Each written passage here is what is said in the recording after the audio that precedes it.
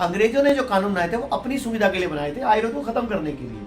और 78 साल बाद आज देश आजाद हो चुका है, फिर भी वो कानून लागू है, तो आयुर्वेद खत्म करा जा रहा है। स्पेशली ये एलोपैथिक जो है ये कोरी लूट है।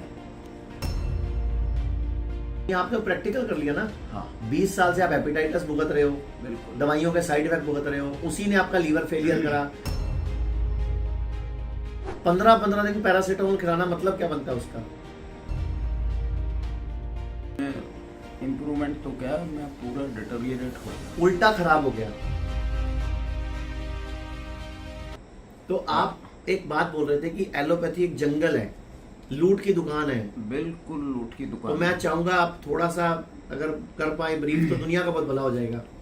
देखिए डॉक्टर साहब, हम लोग क्या है, आम अमूमन हर कोई एलोपैथिक की तरफ भागता है, और मुझे नहीं लगता इससे कोई ठीक होने की कोई उम्मीद है। इससे बेहतर ये है कि आयुर्वेद पे जो है वो ध्यान दिया जाए और इसको बढ़ाया जाए जितना भी हो सके, ताकि लोगों को जो है स्वस्थ बना सके। और ये एलोपैथिक जो है ये कोरी लूट है, मैं पूरी जिम्मेवारी के साथ कह सकता हूँ। ये आपने प्रैक्टिकल कर लिया ना। हाँ 20 साल से आप हेपेटाइटिस भुगत रहे हो, बिल्कुल। दवाइयों के साइड इफेक्ट भुगत रहे हो, उसी ने आपका लीवर फेलियर करा। 15-15 दिन पैरासीटामोल खिलाना मतलब क्या बनता है उसका? जी जी जी। जब आप पता है बुखार की दवाई लीवर फेल करती है, किडनी फेल करती है, तो 14 दिन देनी नहीं चाहिए थी आपको। बिल्कुल। इससे अच्छा आपको 5 ग्राम नीम दे दो सुबह शाम, बुखार यूं चुटकियों को उतरता है।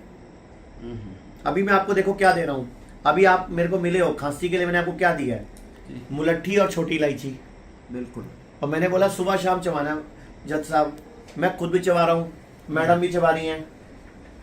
और मैंने इनको क्या दिया है? अभी एक लीवर की दवाई दी है और एक पेट को, लीवर को, स्प्लीन को शुद्ध करने की दवाई दी है।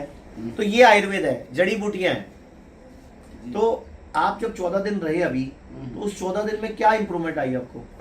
14 दिन में इम्प्रूवमेंट तो क्या, मैं पूरा डिटेरियोरेट हो गया, उल्टा खराब हो गया। हाँ एचबी भी कम हो गया, पूरा डिटेरियोरेट। जिसको हीमोग्लोबिन कितना हो गया था आपका?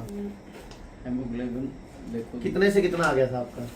ये जब एडमिट हुए 10.5 था और जब डिस्चार्ज हुए ये 25 को ही 9.8 था। मतलब ये हीमोग्लोबिन उल्टा घट गया वहां पे इनका। और ये देखिए डॉक्टर साहब, उन्होंने इसके लिए मुझे दवाई भी देते रहे हीमोग्लोबिन बढ़ाने की। बढ़ाने की, कि भाई ये बढ़े इससे। तो और फिर भी कोई बात और नहीं। मैं आपको 7 दिन में चमत्कार दिखाऊंगा आयुर्वेद का। यहाँ पे 7 दिन बाद आपका चेक करके दिखाऊंगा कि आपका 11, 12 या 14 है। तो जी जी। हमें यकीन है, भरोसा है। अच्छा, आप थोड़े दिन से हमारी डाइट फॉलो कर रहे थे, हाँ। तो आपको उससे क्या बेनिफिट मिला? उससे मुझे एक तो भूख लगती थी, ठीक है। और दूसरा ये था कि शरीर में जान आती थी। ठीक है। बट ये जो हेपेटाइटिस बी वाला जो मसला है, सर हम आपको हेपेटाइटिस बी में भी चमत्कार दिखाएंगे यहाँ पे। मेरे पास बहुत सारे पेशेंट हैं, इनका नेगेटिव आ गया है, और बहुत सारे पेशेंट हैं उनका कंट्रोल हो गया। आपका लीवर, आपको अच्छा लीवर क्या बताया अभी? लीवर के लिए क्या इलाज बताया आपको?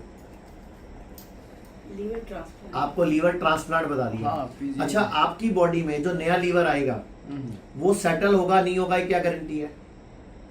बिल्कुल ठीक है। पहली बात तो आप किसी और का लीवर लोगे, हाँ उन्होंने 20 पैसे 30 पैसे 40 पैसे लीवर निकाल लेंगे। उन्होंने बोल दिया कि किसी दूसरे का लगवाना पड़ेगा।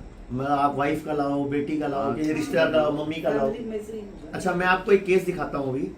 गुड़गांव की एक लड़की है 24 साल की, 27 साल का पति है। उसने अपने पति को लीवर दिया, लड़की आईसीयू में रही 14 दिन, लड़की की डेथ हो गई। जिसने दिया, जिसने मरा, जिसने लिया वो वैसे स्ट्रेस में आ गया वो भी एडमिट है। ये अखबार अभी आई है न्यूज।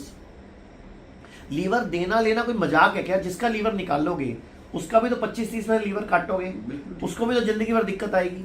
जब आपका यही लीवर रिपेयर हो सकता है, मैं आपको अब दिखाऊंगा ना जादू। मैं आपका अब आपके पास फाइब्रो स्कैन की रिपोर्ट है, मैं आपके 7 दिन बाद, उसके 20-25 दिन बाद दोबारा रिपोर्ट कराऊंगा, फिर आपसे दोबारा वीडियो बनवाऊंगा, आप खुद बताओगे मेरा लीवर मेरे जीने लायक कर दिया इन्होंने। अब मैं 10 15 20 साल आराम से जी सकता हूँ। डॉक्टर साहब जो ही ये बताते हैं कि लीवर ट्रांसप्लांट होगा, आदमी 25% तो वैसे ही कमजोर हो जाता है। स्ट्रेस। बस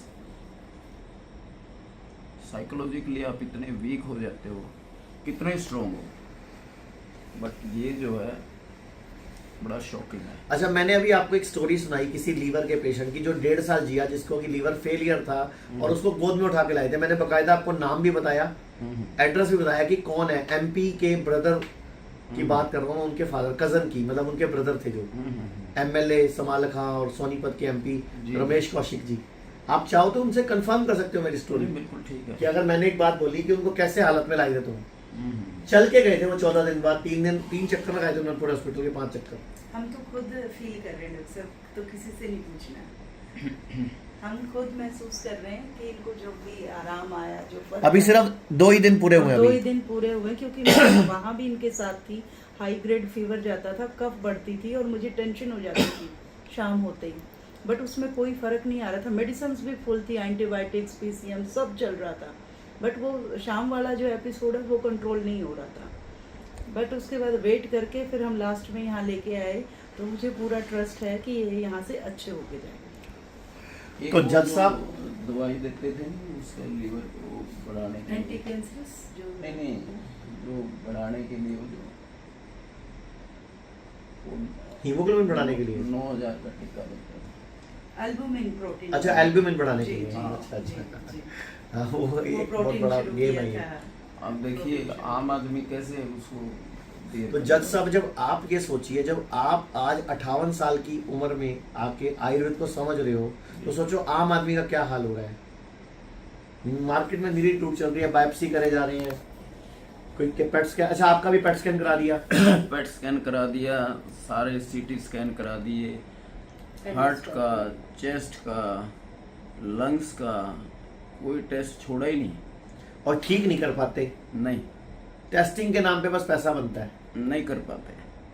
तो मैं आप जो जज साहब से मैंने एक प्रॉमिस लिया, आज हाई कोर्ट के जज है, मैंने प्रॉमिस लिया है जज साहब, मैं आपको 15 20 दिन 25 दिन में पूरा वापस ड्यूटी पे ज्वाइन कराऊंगा आपकी।